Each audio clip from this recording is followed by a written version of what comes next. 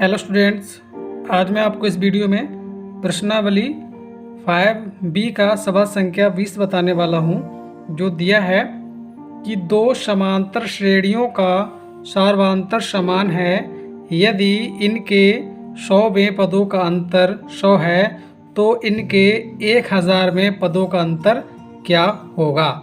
ठीक है, तो यहाँ पर जो आपकी दो श्रेणियाँ हैं उनके हम सार्वधातुक को मान लेते हैं। ठीक है, तो देखिए यहाँ पर मैंने मान लिया है कि पहली श्रेणी का सार्वधातुक D1 तथा दूसरी श्रेणी का सार्वधातुक D2 है। ठीक है, इसी प्रकार हम पहली श्रेणी का प्रथम पद A1 मान लेते हैं। ठीक है, पहली श्रेणी का प्रथम पद A1 है तथा दूसरी श्रेणी का प्रथम पद A2 है। ठीक है, और यहाँ पर देखिए जो सार्वधातुक है वो दोनों श्रेणियों के साथ समान है, तो आप यहाँ पर लिख देंगे दिया है, तो दिया है कि D1 बराबर D2, यानी कि दोनों श्रेणियों का अंतर सार्वधातुक समान है। तो अब देखिए हमको दिया है कि 100वें पदों का अंतर 100 है। ठीक है, तो लिख देते हैं यहाँ पर कि 100वें पदों का अंतर बराबर 100। ठीक है, तो यहाँ पर आपका हो जाएगा कि पहली श्रेणी का 100वां पद और माइनस दूसरी श्रेणी का 100वां पद। ठीक है, तो देखिए यहाँ पर मैंने लिख दिया था कि 100वें पदों का अंतर बराबर 100, यानी कि पहली श्रेणी का 100वां पद माइनस दूसरी श्रेणी का 100वां पद। ठीक है, अंतर का मतलब घटाना होता है। ठीक है, तो पहली श्रेणी का 100वां पद देखिए क्या होगा आपका कि A1 प्लस 99 D1 हो जाएगा आपका। ठीक है, माइनस इसी प्रकार दूसरी श्रेणी का आपका हो जाएगा कि A2 प्लस 99 D2 और बराबर आपका 100। ठीक है, अब देखिए यहाँ पर हमारा A1 और प्लस ये 99 D1 है। ठीक है, देखिए D1 D2 क्या आपस में समान है, यानी कि D1 की जगह D2 कर सकते हैं और D2 की जगह D1 कर सकते हैं। ठीक है, तो यहाँ पर जो D1 था उसकी जगह हम 99 D2 कर देंगे। ठीक है, और यहाँ पर जब ब्रैकेट खुलेगा तो A2 हमारा माइनस का हो जाएगा और ये भी आपका माइनस का हो जाएगा 99 D2 और बराबर आपका 100 हो जाएगा। ठीक है, चलिए आगे देखिए, तो यहाँ पर आपका 99 D2 से 99 D2 खत्म हो जाएगा, तो आपको रह जाएगा कि A1 माइनस A2 बराबर 100। ठीक है, इसे हम समीकरण 1 मान लेते हैं। ठीक है, सवाल में हमसे पूछा गया कि इनके 100वें पदों का अंतर क्या होगा। ठीक है, तो अब देखिए यहाँ पर 100वें पदे का अंतर, ठीक है, सॉरी 1000 में। ठीक है, तो लिख देंगे कि दोनों श्रेणियों के 1000 पदों का अंतर। ठीक है, तो देखिए यहाँ पर मैंने लिख दिया है कि दोनों श्रेणियों के 1000 में पदों का अंतर बराबर पहली श्रेणी का 1000 में पद माइनस दूसरी श्रेणी का 1000 में पद। ठीक है, तो देखिए पहली श्रेणी का 1000 में पद के लिए आपका होगा कि A1 प्लस 999 D1। ठीक है, और माइनस इसी प्रकार दूसरी श्रेणी के लिए हो जाएगा कि A2 प्लस 999 D2। ठीक है, तो अब हम थोड़ा सा इनका आगे हल कर लेंगे। ठीक है, तो देखिए ज़रा यहाँ पर A1 तो A1 रहेगा और प्लस वही करेंगे कि आपका 999 D1 है, 999 D1 है। ठीक है, तो हम इसकी जगह D2 कर सकते हैं, यानी कि आपका हो जाएगा 999 D2 कर सकते हैं, या D2 की जगह D1 भी कर सकते हैं। जब ब्रैकेट खोलेंगे तो हमारा A2 हो जाएगा और ये माइनस का आपका 999 D2 हो जाएगा। ठीक है, तो ये आपस में ख़त्म हो जाएंगे। ठीक है, अब आपको यहाँ पर जो बचेगा वो बचेगा कि A1 माइनस A2। ठीक है, तो A1 माइनस A2 का जो मान है वो आप समीकरण 1 से रख देंगे। ठीक है, तो यहाँ पर लिख देंगे समीकरण 1 से। ठीक है, तो A1 माइनस A2 का जो मान था वो आपको 100 मिला था। ठीक है, तो यहाँ पर आपको दोनों श्रेणियों के 1000 में पदों का अंतर 100 हो जाएगा। ठीक है, तो देखिए नीचे लिख देंगे कि अतः दोनों श्रेणियों का अंतर 100 होगा। तो देखिए अब मैं आपको सवाल संख्या 21 बताने वाला हूँ, जिसमें दिया कि किसी समांतर श्रेणी के चौथे और 8वें पदों का योग 24 है तथा छठे और 10वें पदों का योग 44 है। इस समांतर श्रेणी के प्रथम 3 पद ज्ञात कीजिए। ठीक है, तो यहाँ पर हम लिख देते हैं कि चौथे और 8वें पदों का योग। ठीक है, तो देखिए मैंने यहाँ पर लिख दिया कि चौथे और 8वें पदों का योग बराबर 24। ठीक है, तो आप जानते हैं कि चौथा पद आपका हो जाता है कि a प्लस 3d और प्लस ऐसे 8वां पद लिखना है हमको, तो आपका हो जाएगा a प्लस 7d और बराबर आपका 24 हो जाएगा। ठीक है, देखिए यहाँ पर एक बात समझिए, ये जो चौथा और ये 8वां जो पद दिया हुआ है वो एक ही श्रेणी का दिया हुआ है। ठीक है, इसलिए यहाँ पर हम a1 d1 नहीं लिखेंगे। ठीक है, सीधा a और d ही रख लेंगे। ठीक है, अब देखिए यहाँ पर क्या होगा कि a और a दोनों जब जोड़ेंगे तो 2a हो जाएंगे। ठीक है, इसी प्रकार ये 3d और ये 7d मिलकर आपके 10d हो जाएंगे और बराबर आपका 24 हो जाएगा। ठीक है, तो आप देख रहे होंगे आपकी 2 से भाग हो जाएगी, तो 2 से भाग कर देंगे। ठीक है, 2 से भाग। ठीक है, तो आपको यहाँ से मिलेगा कि a प्लस, क्योंकि 2 से भाग हो रही है, और 2 पंजे थे यानी कि 5d और बराबर 12 दूनी 24 यानी आपको 12 मिल जाएगा। ठीक है, और आपकी समीकरण एक बन जाएगी। ठीक है, और आगे सवाल में हमसे कहा गया है कि छठे और 10वें पदों का योग। ठीक है, तो यहाँ पे लिख देंगे छठे और 10वें। तो देखिए हमने लिख दिया कि छठे और 10वें पदों का योग। ठीक है, तो छठा पद होगा आपका कि a प्लस 5d और प्लस, योग का मतलब क्या है प्लस। ठीक है, 10वें पद का, तो 10वें पद का हो जाएगा आपको a प्लस 9d और बराबर 44। ठीक है, तो अब देखिए यहाँ पर a और a आपका हो जाएगा 2a और प्लस 5d और 9d 14d हो जाएगा। ठीक है, और बराबर हो जाएगा 44। ठीक है, तो यहाँ पर भी देखिए आपकी 2 से भाग हो रही, तो हम 2 से भाग कर देंगे। ठीक है, 2 से भाग। ठीक है, तो देखिए हमारा हो जाएगा a प्लस 2 7 14 यानी कि 7d और बराबर 22 दूनी 44 हो जाएगी। ठीक है, और ये बन गई आपकी समीकरण 2। ठीक है, अब देखिए यहाँ पर हमको श्रेणी के प्रथम 3 पद लिखने हैं, तो हमको a का और d का मान ज्ञात करना है। ठीक है, a का d का मान ज्ञात करने के लिए हम क्या करेंगे, इन दोनों समीकरणों को घटा देंगे। ठीक है, तो यहाँ पर लिख देते हैं कि समीकरण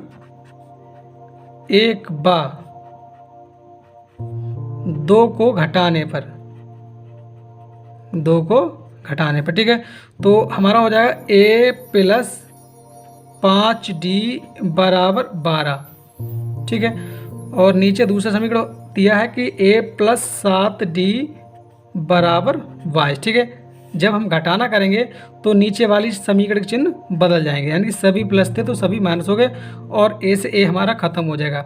7d माइनस का है, 5d प्लस का है, तो माइनस का 2d बचेगा। ठीक है, और बराबर में आपको माइनस का 10 बच जाएगा। ठीक है, क्योंकि 22 माइनस के हैं, 12 आपके प्लस के हैं। तो देखिए हमारा माइनस से माइनस खत्म हो जाएगा और 2 पंजे 10 हो जाएगा। ठीक है, तो इस प्रकार आपको d का मान 5 मिल जाएगा। ठीक है, चलिए इस d का मान हम समीकरण 1 में लगा देते हैं, जिससे आपको a का मान मिल जाएगा। ठीक है, तो लिख देते हैं कि d का मान समीकरण 1 में, तो समीकरण 1 आपकी है कि a, तो a प्लस 5d, तो 5 गुणा d का मान 5 और बराबर हो जाएगा 12। ठीक है, तो a और ये 5 गुणा 25 हो जाएगी और बराबर आपका 12, तो a बराबर 12 माइनस 25। ठीक है, तो जब माइनस कर देंगे तो आपको माइनस का 13 मिल जाएगा। ठीक है, यानी a यानी कि प्रथम पद आपको मिल चुका है। अब हमको 2 पद और लिख दें। ठीक है, तो यहाँ पर लिख देते हैं कि प्रथम 3 पद समांतर श्रेणी के प्रथम 3 पद बराबर आपका पहला a, दूसरा हो जाएगा a प्लस d और तीसरा आपका हो जाएगा a प्लस 2d। ठीक है, तो अब देखिए हमारा a का जो मान आया है वो आया है माइनस का 13 है। ठीक है, प्लस फिर a वही कि माइनस का 13 और प्लस डी प्लस का 5 आया है, ठीक है। इसी प्रकार तीसरा पद आपने माना है कि a प्लस 2d, तो a का मान -13 और प्लस 2 गुणा डी का मान आपको 5, ठीक है। देखिए प्रथम पद आपके a प्लस डी और a प्लस 2d थे, आगे और भी मान सकते, a प्लस 3d मान सकते, लेकिन आपको केवल 3 की ज़रूरत है।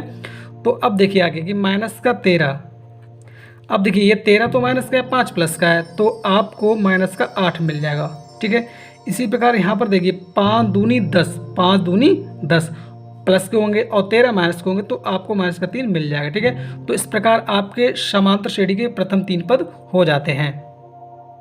तो अब मैं आपको सवाल संख्या 22 बताता हूँ, जिसमें दिया है कि सुब्बा राव ने 1995 में रुपये 5000 के मासिक वेतन पर कार्य आरंभ किया और प्रत्येक वर्ष रुपये 200 की वेतन की वृद्धि प्राप्त की। किस वर्ष में उसका वेतन 7000 हो जाएगा, ठीक है। तो अब देखिए आपको दिया क्या है, सवाल में कहा कि सुब्बा राव ने 1995 में रुपये 1000 के मासिक वेतन पर कार्य आरंभ किया था, ठीक है। तो कहने का मतलब ये हुआ कि पहला वेतन जो होगा वो यहाँ पर प्रथम पद का कार्य करेगा, ठीक है। तो यहाँ पर लिख देंगे कि प्रथम पद, प्रथम पद ए बराबर आपका हो जाएगा 5000, ठीक है, रुपए। और हर वर्ष यानी प्रत्येक वर्ष का मतलब हर वर्ष आपको 200 रुपये की वृद्धि होगी। तो कहने का मतलब कि जो वेतन होगा हर महीने का उसमें अंतर 200 का होगा। कितने का अंतर होगा? 200 का, ठीक है। तो इस प्रकार आपका सार्वांतर यानी कि डी बराबर 200 रुपये हो जाएगा। कितना हो जाएगा? 200 रुपये, ठीक है। तो अब पूछा है कि किस वर्ष में उसका वेतन 7000 हो जाएगा, ठीक है। तो हम मान लेते हैं कि माना एन वर्षों में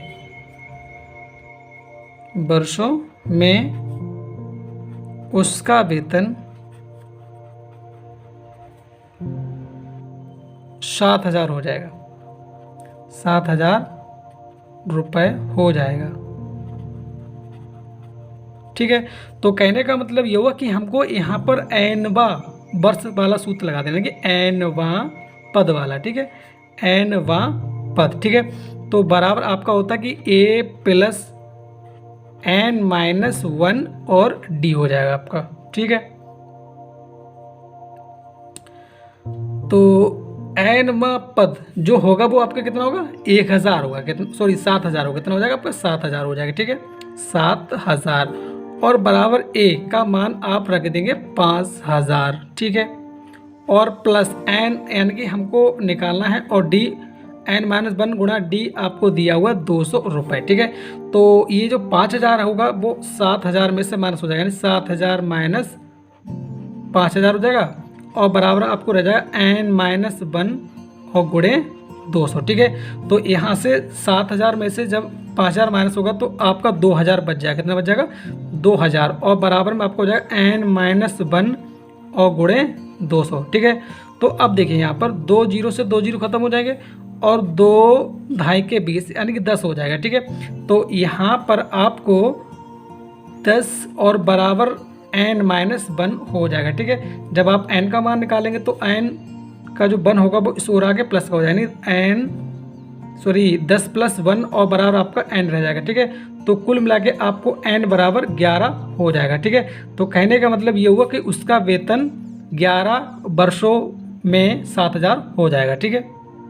तो आप नीचे लिख देंगे कि सुब्बा राव का वेतन 11 वर्षों में 7000 हो जाएगा।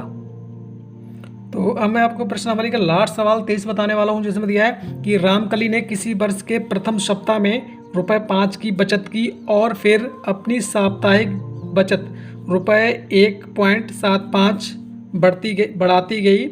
यदि एन में सप्ताह में उसकी साप्ताहिक बचत 20.75 हो जाती है तो एन का मान ज्ञात कीजिए या एन ज्ञात कीजिए। तो यहाँ पर देखिए लिखा हुआ कि प्रथम सप्ताह में रुपये 5 की बचत, ठीक है।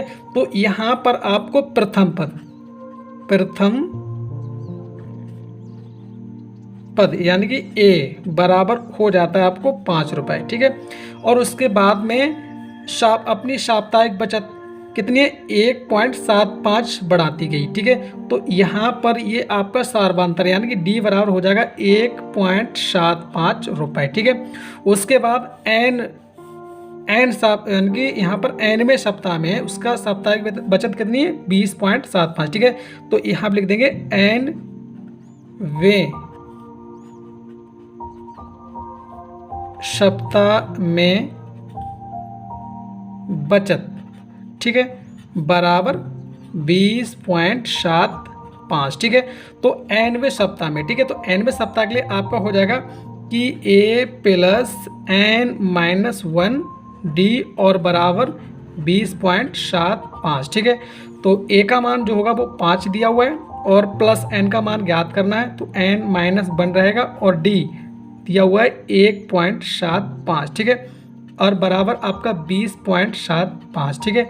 तो अब देखिए यहाँ पर आपका यहाँ से n माइनस 1 और गुणे 1.75 ऐसा ही रहेगा और बराबर में आपका 20.75 है और ये 5 उस ओर जाके आपका माइनस का हो जाएगा। तो अब ज़रा आगे देखिए, तो हमारा बचेगा n माइनस 1 गुणा 1.75 और बराबर माइनस कर दीजिए, ठीक है। तो यहाँ पर देखिए माइनस जब करेंगे तो 20.75 है और यहाँ पर हमारा केवल 5 है, तो हम 5 के आगे पॉइंट लगा सकते हैं, ठीक है। बाकी जहाँ जहाँ जगह खाली वहाँ पे आप 0 लगा देंगे। तो यहाँ से 5, यहाँ से 7, पॉइंट नीचे 5 आ गया, पॉइंट नीचे पॉइंट आ गया और 20 में से जब 5 जाएंगे तो आपको 15 बच जाएंगे, ठीक है। तो कुल मिला के यहाँ से आपको 15.75 मिल जाता है, ठीक है। तो अब हमको यहाँ से n का मान ज्ञात करना है, तो n माइनस को यहीं रोकेंगे और बराबर आपका 15.75 के बटे में आपका हो जाता है 1.75, ठीक है।